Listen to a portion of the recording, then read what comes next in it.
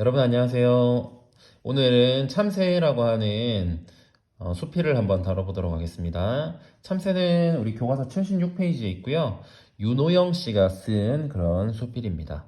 윤호영 씨 하면 방망이 깎던 노인이 굉장히 유명한 수필이에요. 방망이 깎던 노인이라고 하는 수필이 있다는 거 알아두시고요. 그 다음에 달밤이라고 하는 또 수필도 유명합니다. 윤호영 씨는 이렇게 수필을 많이 쓰신 분이에요. 1907년에 태어나 1976년에 돌아가셨다고 돼 있죠. 그래서 나이로 봤을 때 69세, 70세, 70세에 돌아가셨습니다.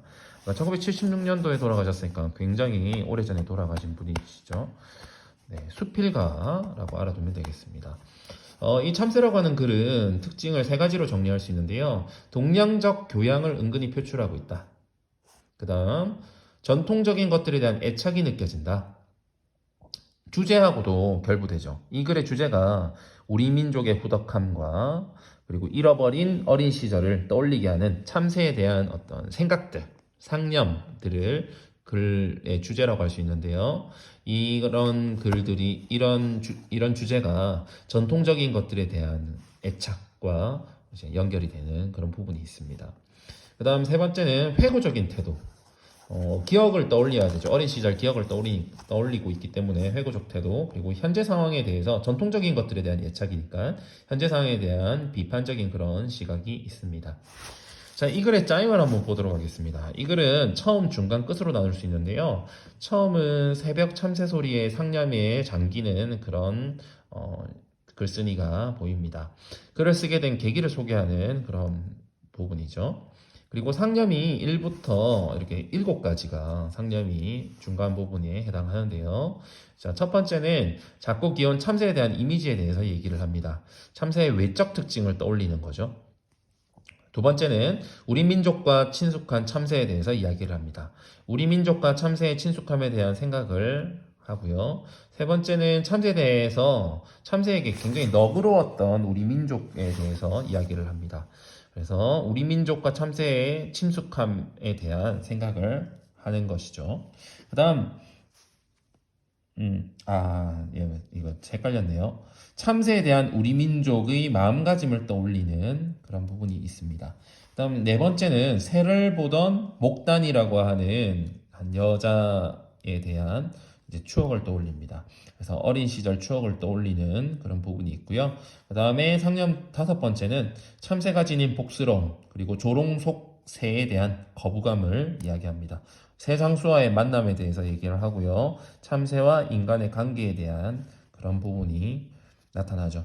그 다음에 여섯 번째는 참새가 사라져가는 세상에 대한 비판, 그리고 참새에 대한 그리움을 이야기합니다. 비판적 인식이 나타나고요. 전통에 대한 애착도 우리가 엿볼 수 있습니다. 일곱 번째는 고운몽 속에 성진이 소리를 듣고 자신의 본 모습을 되찾은 것처럼 자신도 상념을 마무리하는 부분이 나타납니다. 그래서 끝의 중심 내용은 참새 소리에서 떠오르는 상념의 내용을 되돌아보는 그런 내용이고요. 참새 소리로 인해 빠져든 상념으로부터 현재 자리로 되돌아오는 그런 모습을 보여줍니다. 자, 이제 본문 텍스트 분석을 들어가 보도록 하겠습니다.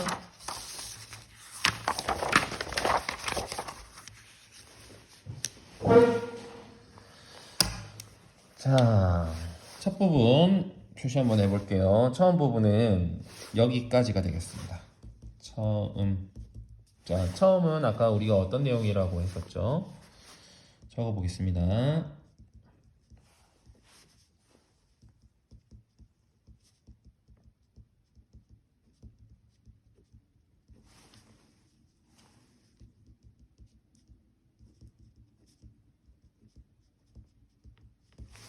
자, 첫 부분의 중심 내용은 새벽에 들린 참새 소리에 잠에서 깨어났다라는 내용이 되겠습니다. 자, 처음 부분을 한번 읽어볼게요. 짹짹짹 짹짹 무참새 조잘되는 소리 반가운 소리다. 벌써 아침나절인가? 오늘도 맑고 고운 아침. 울타리에 햇발이 들어 따뜻하고 명랑한 하루를 예고해주는 귀여운 것들이 조잘되는 소리다. 자, 귀여운 것들이라고 평가 내리고 있죠. 참새에 대해서. 참새에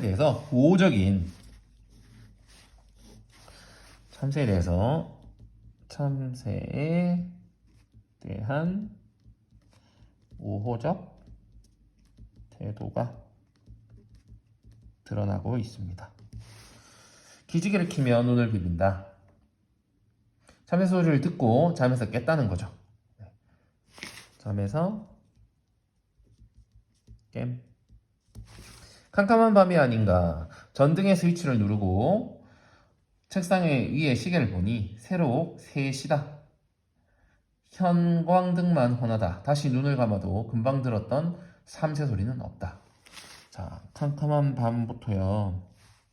없다. 여기까지 해볼까요? 없다까지. 자, 이 참새 소리는 우선 상념이라고 할게요. 상념의 이제 떠올리게 되니까 참새 소리에 의해서 여러 가지 상념, 아까 본 것처럼 7가지 상념을 떠올리게 되니까요. 그 다음에 이 부분은 이제 가로한 이 부분은요. 실제 참새 소리를 들은 게 아니죠.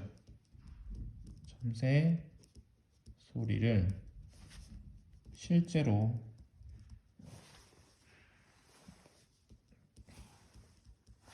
들은 것이 아니라 작가가 꿈속에서 들은 것임. 실제로 참새 소리가 들린 게 아니죠. 네. 금방 들렸던 참새 소리는 없다. 눈을 멀거니 천장을 직시한다. 자, 그래서 상념을 하게 되는 겁니다. 이제 중간 부분 들어가 보도록 하겠습니다. 여기서부터 이제 중간이고요. 중간은 뒤로 끝까지 이어지니까 일단 중간 여기 하고요. 중간의 중심 내용을 한번 적어볼게요. 참새입니다. 참새에 대한 상념을 떠올리며 참새가 사라져 가는 세상에 대해 비판하는 내용이 이제 나타날 겁니다. 비판하고 있습니다. 참새는 공작같이 화려하지도 핫같이 고귀하지도 않다. 자, 이 부분은요. 참새의 외양이 특별한 새가 아니다라는 거죠. 가려볼게요. 꾀꼬리의 아름다운 노래도 접동새의 구슬픈 노래도 모른다. 여기까지요. 참새는 소리도 예쁜 새가 아니라는 겁니다. 참새는 소리가 예쁜 새가 짹짹하는 소리가 그렇게 예쁜 건 아니라는 거죠. 그 다음 시인의 입에 오르내리지도 완상가라고 하는 것은 즐겨 구경하는 그런 사람을 말합니다. 완상가에게 팔리지도 않는 그런 새이다. 우리 참새를 팔진 않죠. 여기까지. 참새는 특별히 인기가 있는 참새는 특별히 인기가 있는 새가 아니다라는 겁니다. 실제로 옛날에 80년대, 90년대까지만 해도 그 포장마차 같은 데서 참새구이를 많이 팔았었어요. 참새를 잡아가지고 그 참새를 닭꼬치처럼 구워가지고 이렇게 먹기도 했었습니다. 그러니까 뭐 이렇게 특별히 예쁘다거나 특별히 인기 있거나 뭐 소리가 예쁜 그런 새도 아니라는 거죠. 그러나 그 조그마한 몸매는 귀엽고도 매끈하고 색깔은 검소하면서 조촐하다. 조그만 몸매는 귀엽고 매끈하고 색깔은 검소하면서도 조촐하다. 자, 이게 참새의 특징. 참새가 가지고 있는 특징 1이라고 해볼게요. 자, 어린 소녀들처럼 모이면 조잘된다. 자, 모이면 조잘된다. 이게 참새 특징 2A라고 할 수 있겠죠. 자, 어린 소녀라고 있는데요. 비유법이죠. 비유법. 소녀들처럼이라고 했으니까 직유가 되겠죠. 직유법. 비법. 아무 기교 없이 솔직하고 가벼운 음성으로, 아무 기교 없이 솔직하고 가벼운 음성, 이게 특징 3이 되겠습니다.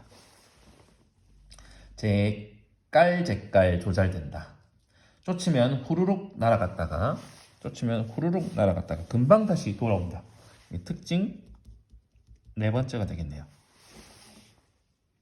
그리고 솔직하고 어디겠나요? 그러니까 솔직하고 가벼운 음성. 예. 우리나라 방방곡곡 마을마다 집집마다 없는 곳이 없다.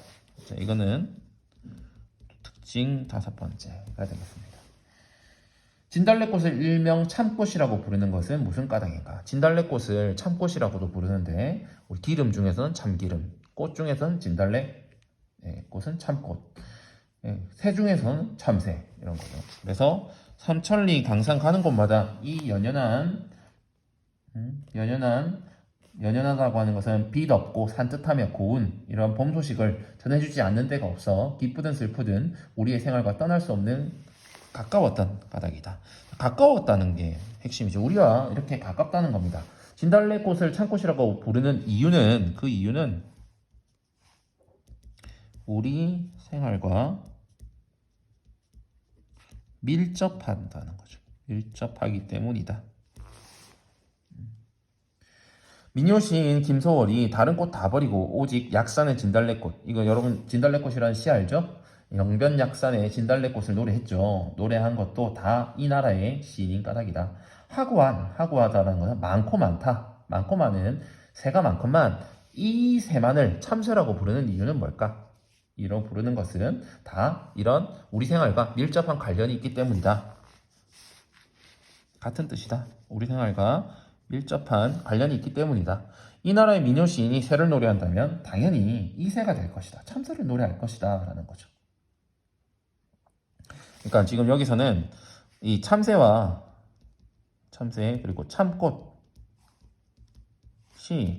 공통적으로 참이라고 하는 참을 사용하고 있잖아요. 사용한 것에 착안해서 글을 쓰고 있는 겁니다. 이 새만을 참새라고 부른다. 이 새만을 참새라고 부른다. 여기 필기해 주시기 바랍니다.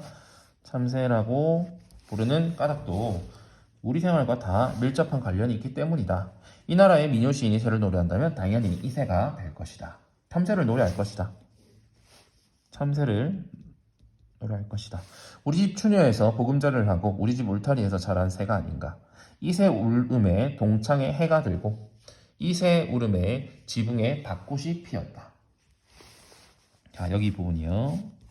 여기 부분은 진달래꽃과 마찬가지로 참새는 우리와 밀접하다라는 얘기를 하고 있는 겁니다. 미물들도 우리와 친분이 같지 않다. 제비는 반갑고 보홍새는 싫다. 까치 소리는 반갑고 까마귀 소리는 싫다. 이 참새처럼 한 집 한 식구처럼 같이 살아온 새도 없고 이 참새 소리처럼 아침에 반가운 소리도 없다. 또 우리에게 굉장히 반가운 존재라는 거죠. 이 새는 어허허 긴 목소리로 새 쫓는 소리가 가을 들판에 메아리친다. 들곡식을 축내는 새들을 쫓는 소리다. 그렇게 보면 참새도 우리에게 해로울 수 있다.